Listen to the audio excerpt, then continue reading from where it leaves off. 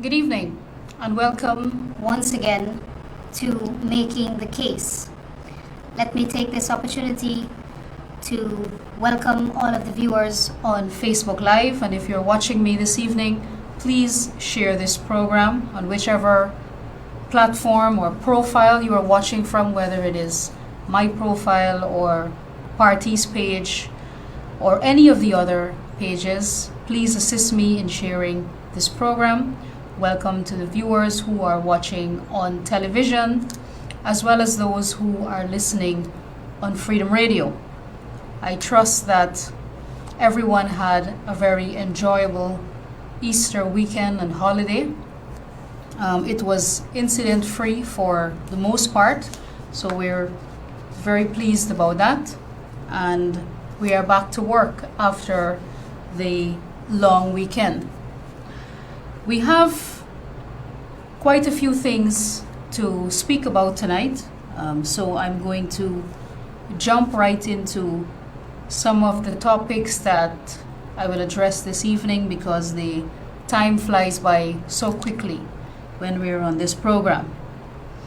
So last week we had a press conference by the opposition leader, Mr. Norton, and he made some statements regarding the housing sector, and he referred to the coalition's track record in the housing sector, and of course he had quite a bit to say about our housing program.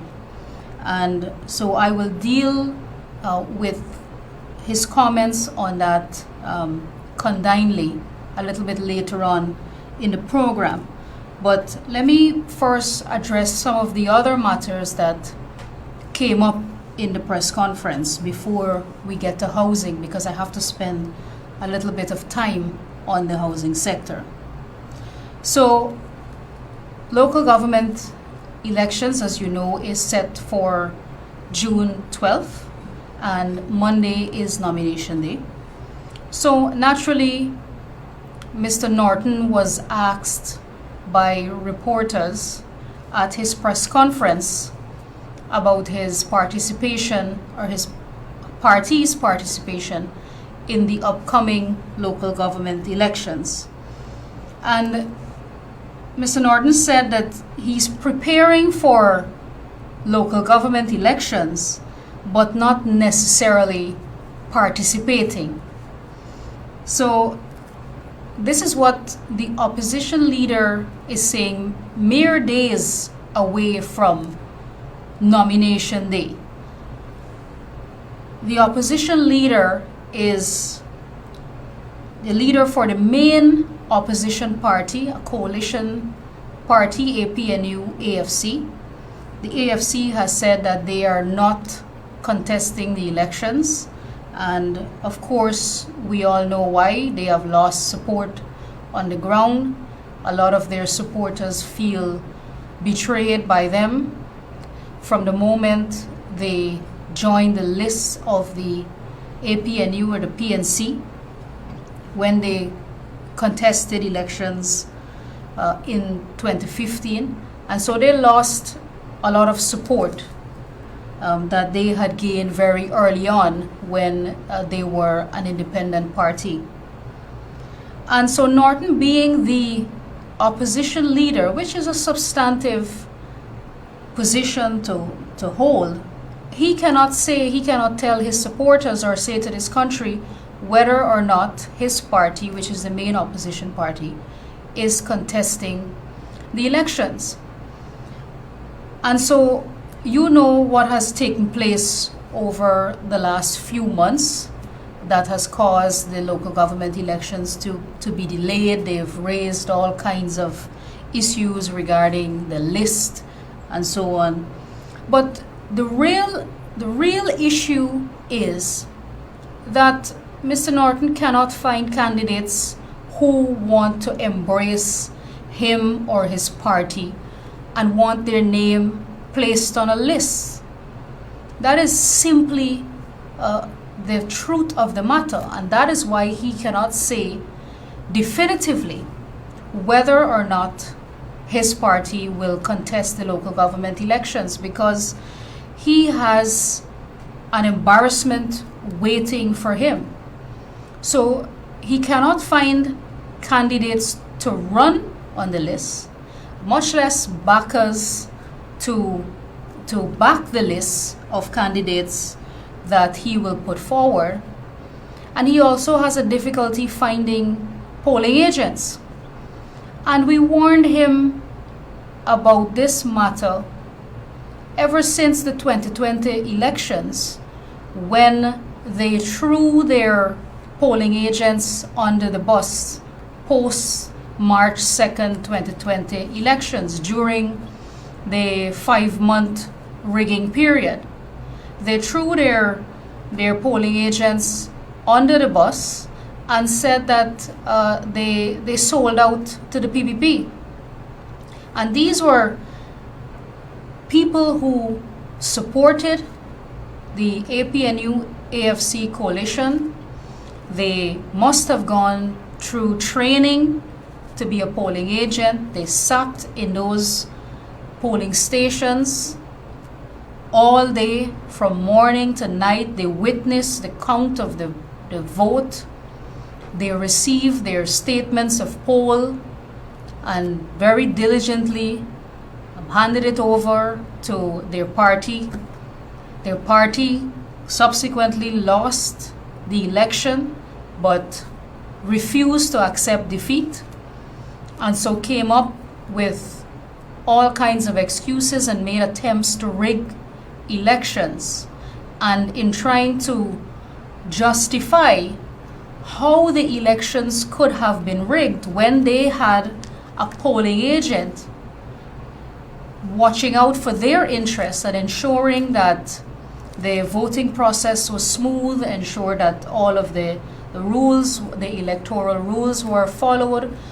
Polling agents who witnessed the count and who signed the statements of poll, verifying that the results on the statements of poll is the true and accurate result of the election. They threw those people under the bus and said that all of them were bought out by the PPP, questioned their integrity. So who in their right minds would want to be a polling agent for the PNC ever again? Nobody is going to sign up for that or risk their integrity and risk being thrown under the bus when they are, or being blamed for taking a bribe or selling out their party, when they very diligently sat there to ensure that their party's interests is taken care of. So Mr. Norton is in a very difficult position. He finds himself as leader of the opposition merely by title. You know, a leader has followers, but Mr. Norton has difficulty finding followers, so he has no candidates, he has no backers, and he has no polling agents. So this is why days before nomination day, he is not certain whether or not he will contest the local government elections. And so it's a very embarrassing position to be in, and it's very sad, frankly, for his supporters. Now, he was also questioned about his opinion on the sale of the Marriott Hotel. He said that an assessment has to be done. So in effect, he has no position on the sale of the Marriott. So he has not studied this proposal by our government. He has no opinion on it. He has no position on it. And here again, you see glaring incompetence by Mr. Norton, because you don't have to agree with what the PPP is proposing or what the president or the vice president is proposing. It's not, you don't have to agree, but at least you can have a position. And so not even that he can he can muster to give an answer to the reporters and to the media. And then he has this guy, Lowe, who is the economic and youth policy advisor to the leader of the opposition. This guy, we had a look at his qualification. He has a bachelor's degree, so he doesn't even have a master's degree. He has never held any substantive position, whether in government or in the private sector or wherever. He's never held any substantive position. As it is now, he has no real job. He doesn't seem to have any employment outside of acting as the economic and youth policy advisor to Mr. Norton, and I don't know what qualifies him for such a position. And so it's very troubling, and people should be concerned that you have somebody like Lowe, who Mr. Norton is relying on for advice. And if Mr. Norton is any product of the advice given by Lowe, then we understand why Norton can only produce on the limited scale that he is producing on. So Norton is relying on him for advice in the especially as it relates to the oil and gas sector. And so he, as leader of the opposition, hardly even speaks about the oil and gas sector, and he allows this guy, Lowe, to take up position or to state public positions on the oil and gas sector. And so he said that the oil and gas cost recovery audit is taking too long. We agree. The vice president publicly agreed that it is taking some time.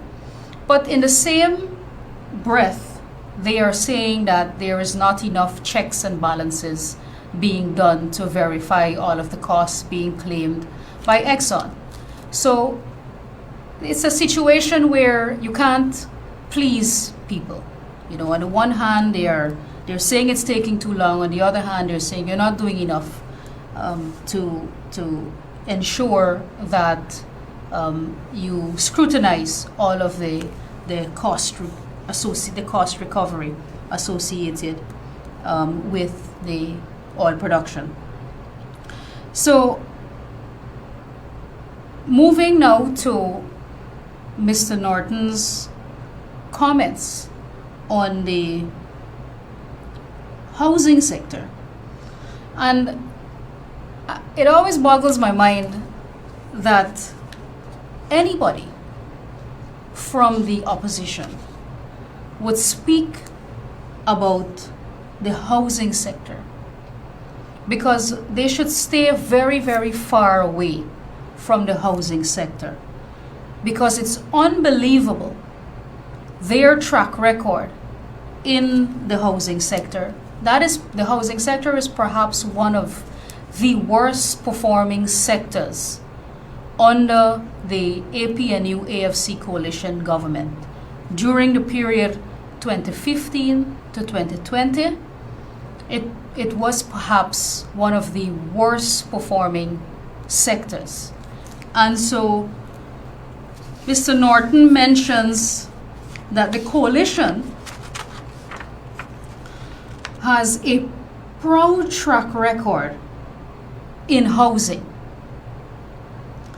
Now, he didn't go on to speak about the APNU AFC's track record in housing during the period 2015 to 2020, but as he does with his lofty language that is very hollow in nature and not backed by facts or any examples that he can give, he said that they have a proud track record.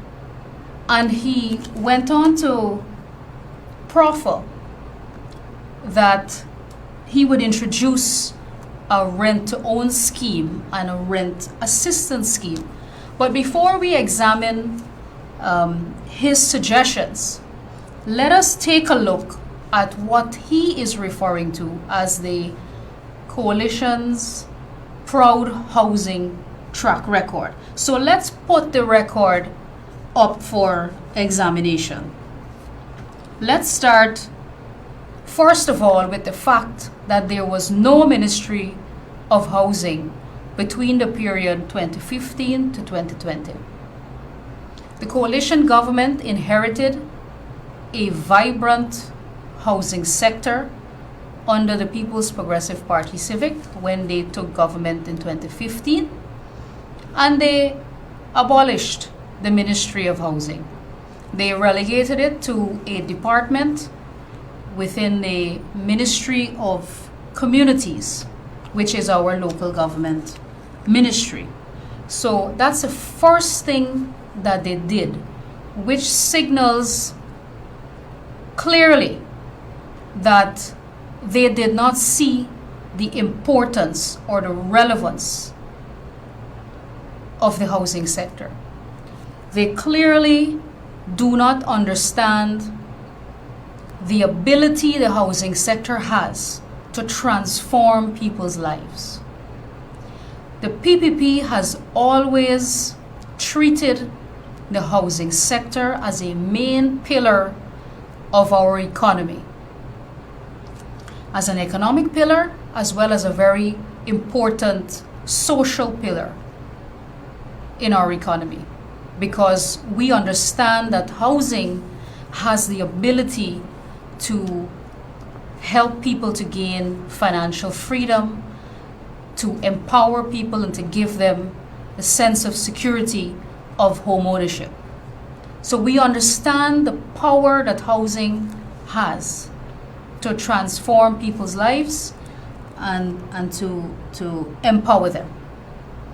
The coalition government did not understand the importance of the housing sector. And so therefore the first step, by reducing it to a mere department within a ministry, speaks loud about their view of the housing sector. So they didn't consider it important. During the period 2015 to 2020, they distributed approximately 7,000 house lots. So 7,000 house lots in 5 years. And these house lots were awarded in housing schemes that were developed by the People's Progressive Party Civic, by President Ali when he was housing minister. And so they found house lots within those schemes that were already constructed or under construction. Remarkably, of the 7,000 house lots during the period 2015 to 2020, during the period January 2020 to August, up to the day that President Ali was sworn in, 2nd of August 2020, they were making allocations. From January 2020 to August 2020, 2,000 of these 7,000 allocations were made during that period alone. So most of it done during the 5-month period when they were trying to rig the elections. And of course, most of this went to themselves, maybe their supporters and people who were known to them. So they recognized that they lost the elections, and so they were grabbing as much as they can during that period. And those people were allocated in schemes for which we had to do the infrastructure work as soon as we came in August of 2020 and we passed the first emergency budget. We had to start doing the infrastructure work within those schemes so that those 2,000 persons can access their house lots. Now, in that 2000, there were innocent people. There were people who rightfully were allocated their house lots. So this was used to cover up some of the awards to themselves and to their supporters. So we didn't want to disenfranchise anyone, and we said that we would honor the allocations that they made. But compare 7,000 house lots in 5 years to 21,600 house lots under the PPP in less than 3 years. So this is the amount of house lots that we have allocated. When I checked up to today, 21,600 house lots from August 2020 to present. The fact too that the coalition government did not treat housing as an important sector is reflective in the fact that for 3 years, 2016, 2017, and 2018, there was no capital budget for infrastructure works.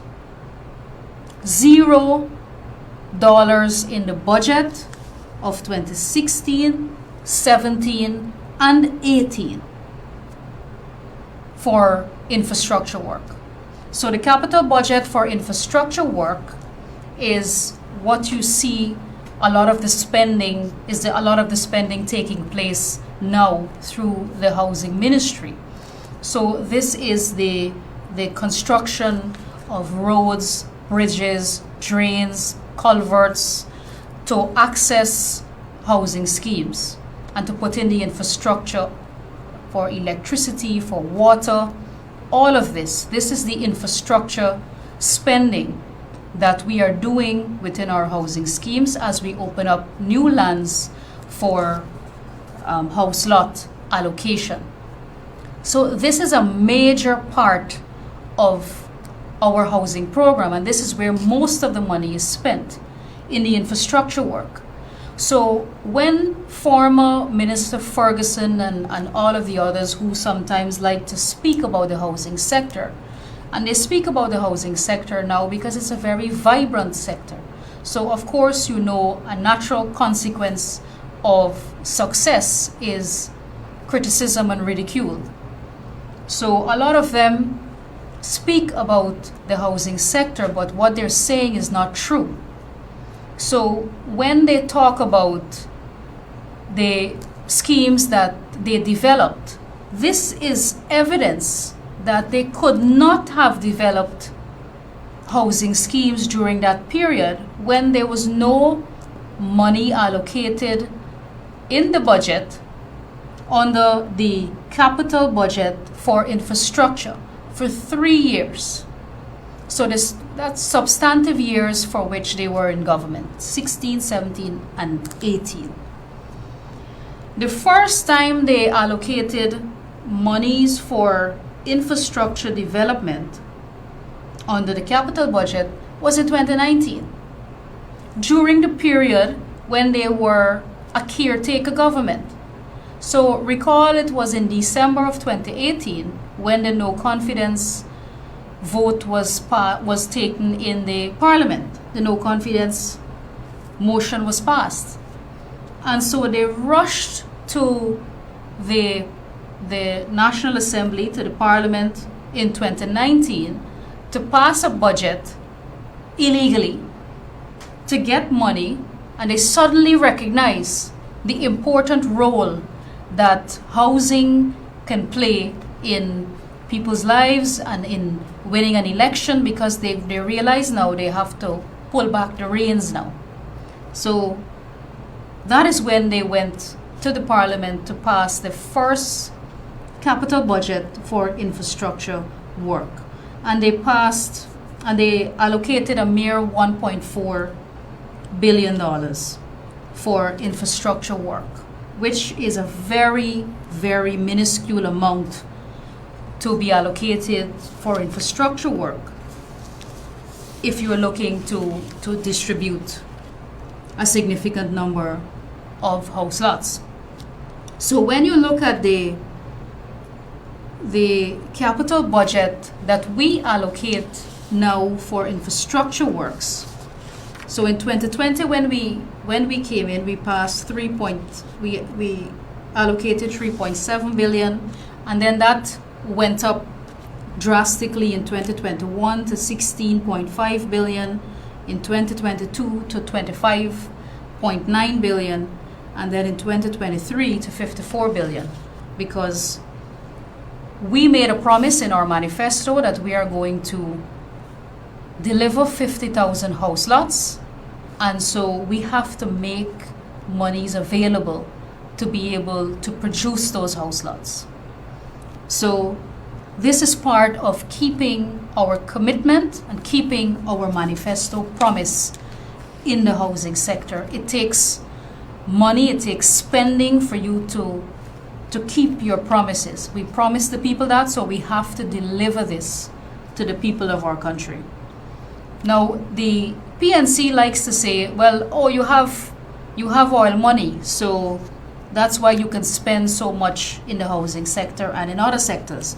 But if you look at the same line item, the capital budget on infrastructure in the housing sector for 2014, so 2014, this is before oil money, and this was a budget under the PPP. It was $3.3 billion in 2014. The PPP found $3.3 billion for infrastructure work on the capital side. Again, evidence that we understand the importance of the ministry. We appreciate what it does for the transformation of people's lives, especially ordinary people, especially low-income earners, and we want to give them the opportunity to access housing, proper housing. And so part of that is ensuring that money is allocated for infrastructure work. So this is clear evidence that none of the work that they claimed that they did or the schemes that they claimed they developed could not have been possible because the money was simply not there for the ministry to do that work. Now moving to the housing models. So they constantly like to criticize the housing models being built by the Ministry of Housing, and we are offering many different housing models, none of which is compulsory. The beneficiaries can choose a model home that they wish. If they don't like a particular model, nobody forces them to take it. It is all a free choice. If you would like a house lot, you are offered a house lot. If you are requesting a house, we give you a letter to go to the bank. You can be pre-qualified, and based on what you pre-qualify for is what you will be approved for once you return to the ministry. And so it's a choice, and it's also based partly on affordability. Now, they love to criticize the prices for the units, and I'm going to come back to this as well. But if you look at, again, I have to put up the records because I don't come on this program and just offer my opinion on matters. My opinions are based in fact and are based in reality.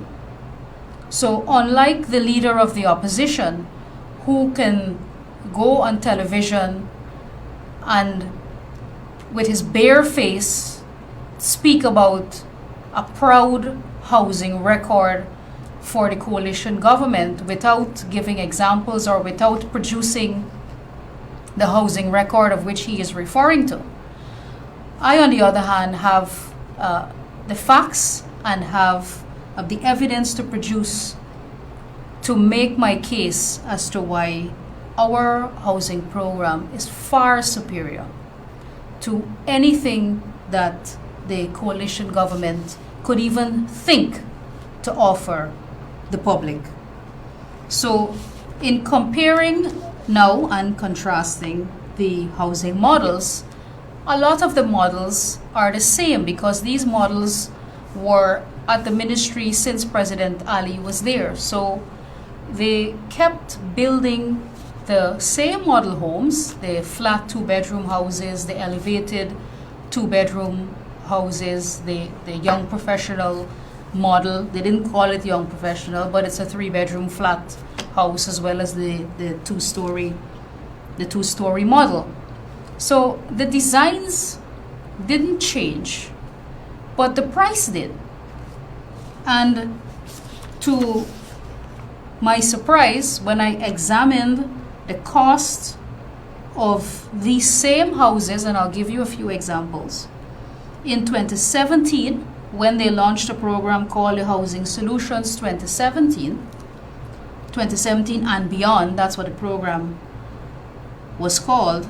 Let me just give you a couple of examples right here in Region 4 at Perseverance with some of the houses that they built there.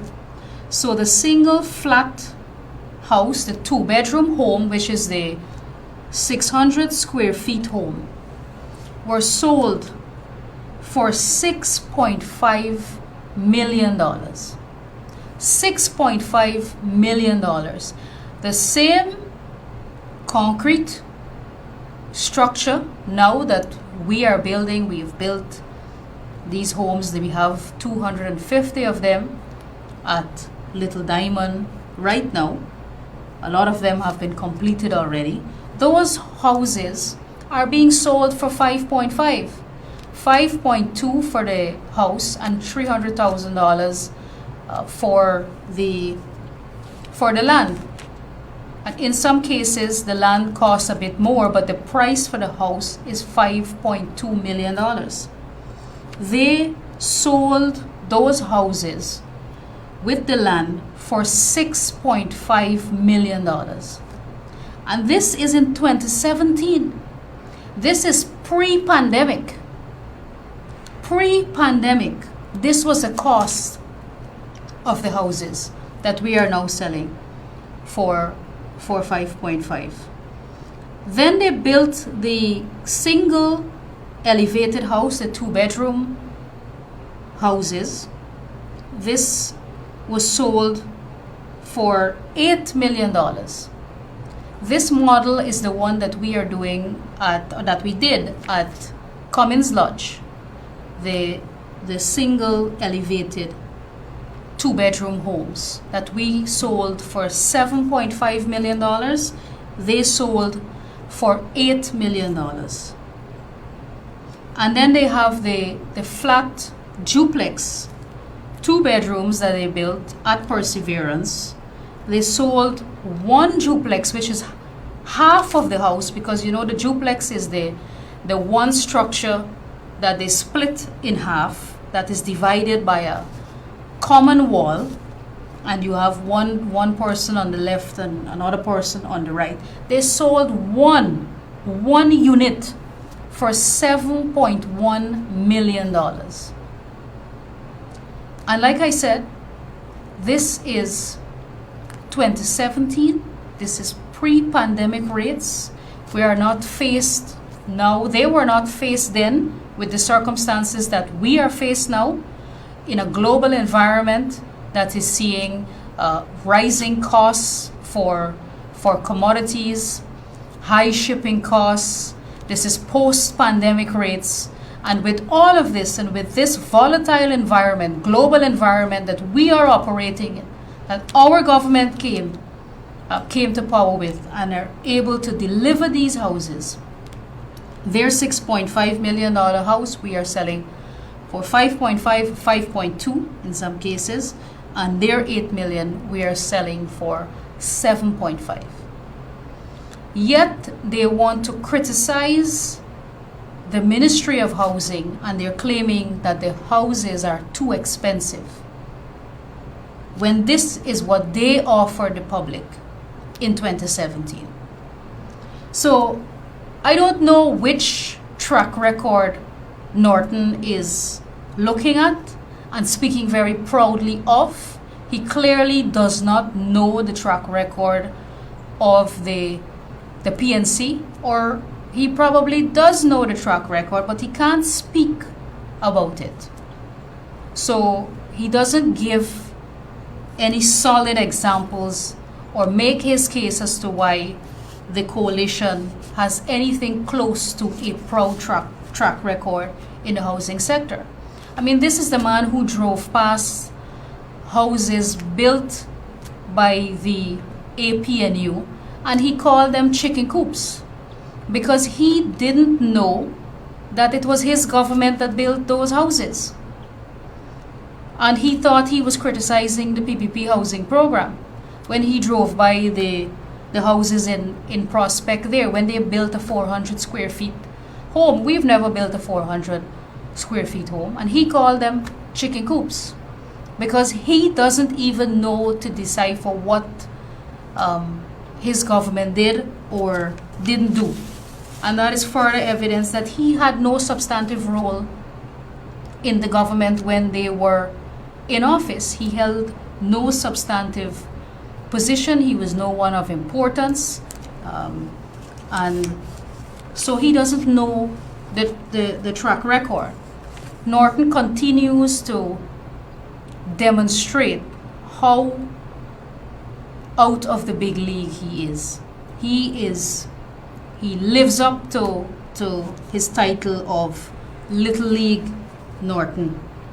Now, coming back to the duplex as well, you would recall when they built the duplex model, there was no legislation to give effect to the transfer of ownership for the duplex. So that was another issue during their period in office that they didn't cater for. There was no legislation to support the duplex housing solution, but they built it anyway, and they couldn't transfer the ownership to the people who purchased the duplexes, and that's another thing we had to come into government and we had to correct. This is how stupid their housing program was and how expensive it was, even though they are now criticizing the rates that people are paying for the houses. And the contractors complain all the time that they're not even making money given the cost for materials and so on. Very often you will see us put out an expression of interest looking for contractors to build houses for the housing program, because we simply do not have enough contractors to build homes. It's not very profitable. We are trying to keep the price as low as possible so that it can be as affordable as possible to most people, especially our low-income earners. But it's tough. It's very, very tough. Then you have people like Adam Harris, who compounds this kind of stupidity that is expressed by Norton on his press conference. So Adam Harris asked a question about the housing program, and as a matter of fact, he made a statement criticizing the price, or questioning the prices for the homes that we are building under our housing program. And he gave an example of a house that was recently constructed by his daughter. Now, I don't want to tell you the components of the house that he's referring to. I want you to listen to him yourself. For those of you who may have missed the press conference, I don't blame you because you didn't miss anything. It's very difficult to listen to Mr. Norton talk a lot of nonsense on his press conference. But in case you missed it, I want you to listen to Adam Harris as he describes a house that was built by his daughter and the amount of money that he is claiming that she spent on that home. Listen. You talked about the quality of the houses being constructed. I saw photographs of those houses, and I think they're being offered for $7 million as low-cost housing. My daughter, who lives in the US, recently constructed a 2-story building in Sophia, very large building. And when we total the cost of that, 2 stories, a total of what? 5 bedrooms, 3 upstairs, 2 downstairs, a big veranda and all of that. She spent just about $6 million.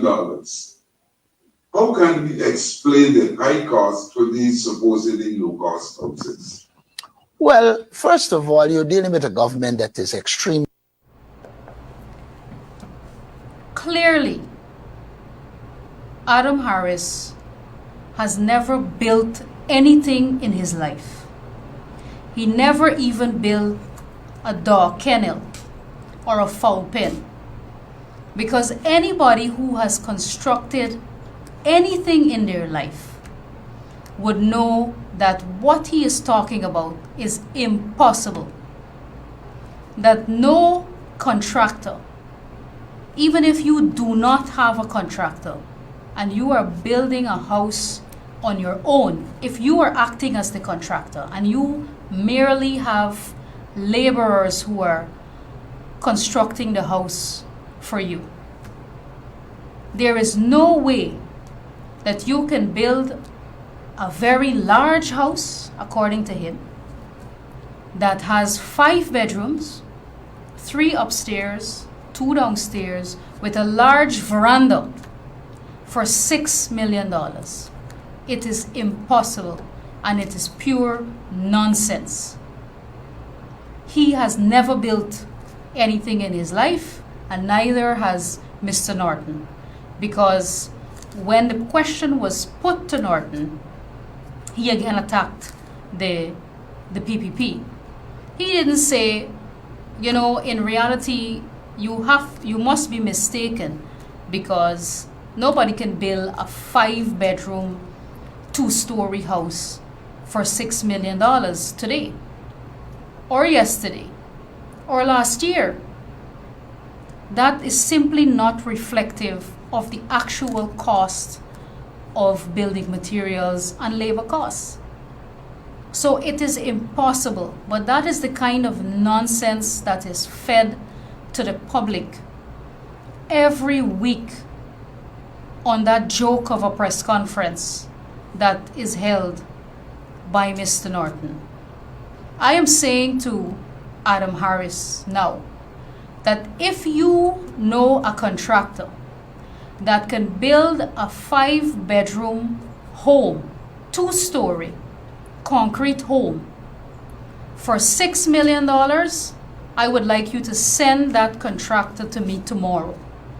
Send him to me tomorrow, and I will ensure that he builds houses in our housing program, because it would mean that he would outbid and he would be the most competitive contractor in our housing program.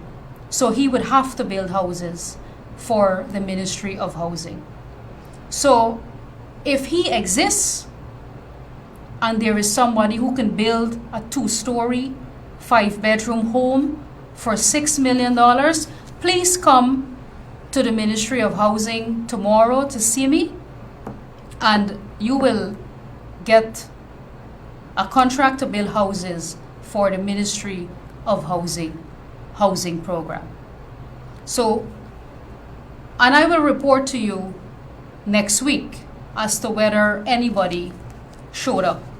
So Adam Harris can come himself, him and Aubrey Norton, and the person who built the house and the contractor, everybody can come and give me a proposal that shows that you can construct a 5-bedroom home for $6 million, and you will build houses for our low income earners.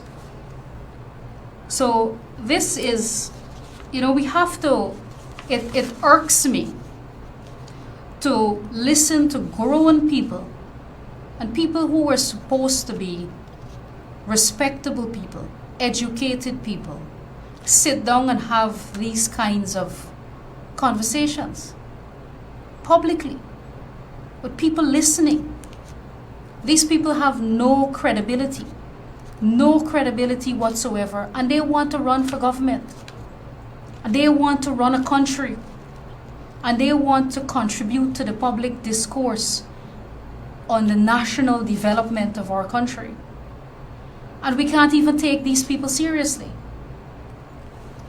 So it's very, very sad over in the opposition.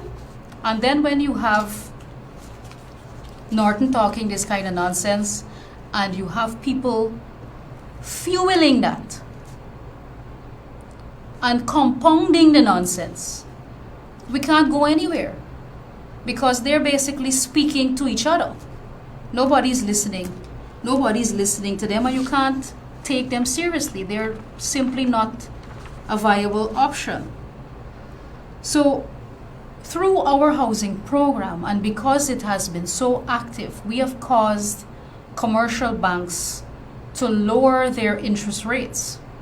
Interest rates now are at one of the lowest rates that it has ever been in the history of our country. You can get a low-income mortgage for as low as 3.5%, 3.8%. In a global environment where we are seeing interest rates being raised globally because of what has happened post-pandemic, here in Guyana, we have seen reduced interest rates. And this is as a direct result of our government policy as it relates to housing and in ensuring that people are given the opportunity to access affordable housing.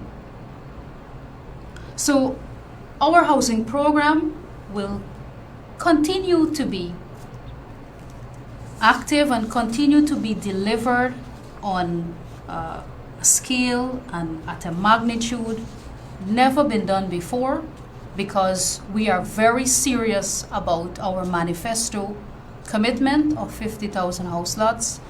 We have taken on more than we have promised, and we have an aggressive housing construction drive because we want to help people to get into their homes faster. We want to help with home ownership and not just house lot allocation. So we've been helping people by constructing the homes through a public-private partnership with private developers to help people to access homes and not just house lots, and working with the banks to have reduced interest rates, which makes it easier for people to access financing and to access mortgages to be able to pay for their homes. Norton also proposed a rent-to-own scheme. He proposed this in his press conference. A rent-to-own scheme, because he said house lots and housing are not the same. We agree. And that is why we have taken on the additional responsibility of constructing hundreds of homes so that people can move into a house instead of having to build on their own. They built during the 5-year period 2015 to 2020 less than 500 homes. Less than 500 homes. We have built almost 2,000 homes already. We have awarded contracts for the construction of almost 2,000 homes already, and they are at different stages of completion, and this is under 3 years. So a critical aspect, he pointed out, in the rent-to-own scheme is the ability of low-income earners to make a down payment, which is the equity payment on their mortgages. Now, this is not new. Norton is not speaking about anything new under the sun here. We have already recognized that the down payment, the upfront equity payment, is a challenge for low-income earners. We have spoken about that publicly. I've personally been speaking about this all the time, that the challenge that low-income earners face in being approved for a mortgage at a commercial bank is their ability to make a down payment, the upfront equity payment. This is not new. This is not anything profound that Norton is speaking about here. We have already, one, highlighted that it is a problem. We acknowledged it, and we have fixed it. Because last year at the Building Expo, when the president announced the steel and cement subsidy program, that initiative is aimed towards fixing this problem with accessing an upfront equity down payment on a mortgage. So with the cost of the land, when you look at the cost of the land, which the banks are accepting as part of the down payment, the cost of the land, along with or coupled with the subsidy for the steel and cement, that now constitutes the down payment or the equity payment. So the banks are no longer asking for that down payment. That Norton is now acting as though he has found this great problem and he has a solution to fix it. It has already been remedied, Mr. Norton. It has been fixed. We recognize that it is a problem, and it is a prevention from allowing low-income earners to be approved for a mortgage, and we dealt with it. We came up with an initiative to fix it. It cannot be scrapped. He said that the down payments under coalition government down payments will be scrapped. It cannot be scrapped. It is part and parcel of your mortgage. The banks have to, that's how the banking system operates. You have to have an equity payment, or somebody has to make that equity payment, or something has to represent that equity payment. Norton says it will be scrapped. Norton thinks he's talking to children or uneducated people.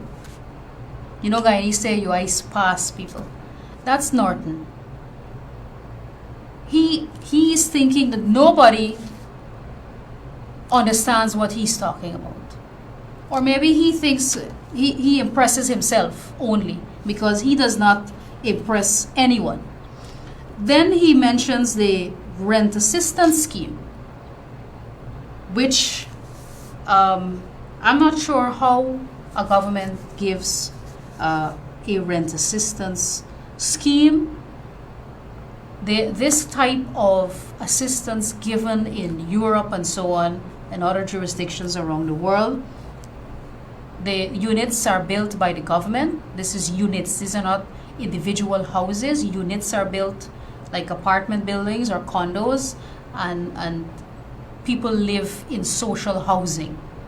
So you live in an apartment building or in a condominium style building. It is very poorly built.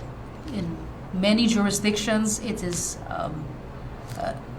constructed in communities that are crime infested, drug infested. It's not a safe place, and it's not the type of housing that Guyanese are accustomed to. Our culture is having freehold property, having title to your land, or having a transport. This is what we desire for the people of our country, and it's what Guyanese desire for themselves. They want to own property. They don't want to have to rely on the government. Why is Norton trying to make people dependent on the government? People need financial freedom. They need access to home ownership. Home ownership means that you can take control of your own home. You have a certificate of title or a transport that represents and protects your ownership to that land. You can take that to the bank. You can have access to financing, to a mortgage, or access to financing to open a small business. It gives you unlimited opportunity. It puts the power in your hands. It doesn't take the power away from you and make you a dependent on the government. We want people who can take control of their financial situation, take control of their lives. We want to give people empowerment, including women. So we're not going to introduce any nonsense like rent assistance scheme and so on. So this is not a desirable solution or a desirable suggestion on how we can make the housing program any better. And these are the people, and he also mentions relief, that the rent assistance scheme, along with relief on electricity and water payments for low-income households to address poverty. Can you imagine Norton and the PNC, the APNU, speaking about relief for electricity and water when they put VAT on electricity and water when they were in government? These people are unbelievable. So why should you believe them now? Why should you vote for a party now when they are making these promises? But when they had the opportunity not so long ago in government, they did the complete opposite. They didn't only put VAT on electricity and water, they took away the subsidy from our pensioners. And now Norton is sitting there offering solutions and talking about a subsidy for electricity, for water, on how to access affordable housing. Pure nonsense. He's not to be taken seriously. He talks about Guyana needs a government with big plans and a big vision. That is a big lie. Everything that he talks about, none of it he can do.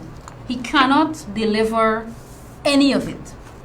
So Norton and all of his suggestions is a big joke.